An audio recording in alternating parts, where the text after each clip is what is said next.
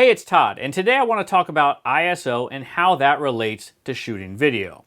First and foremost, what is ISO? Well, technically, it's the International Standards Organization, and here, ISO is the standard measurement for light sensitivity. And so, your camera's ISO controls your camera's sensitivity to light. So why is ISO important to shooting video? Well, light is very important to capturing a great image.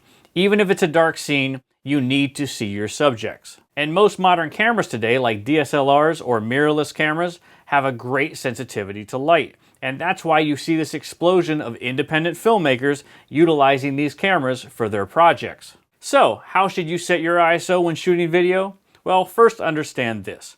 When it comes to ISO, the lower the number, the less sensitive to light your camera becomes. But your image becomes cleaner.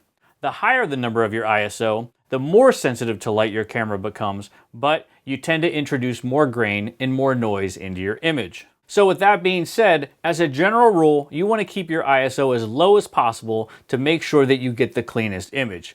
If possible, you should try to bring in extra light before pushing up your ISO. But if you've maximized your lighting and you need to push your ISO higher, find a higher ISO with the least amount of grain. And look, rules are meant to be broken. I get it. I've been there. Sometimes you've got no choice but to push up that ISO, introduce a little bit of grain, but at the end of the day, you want to get your shot and tell your story.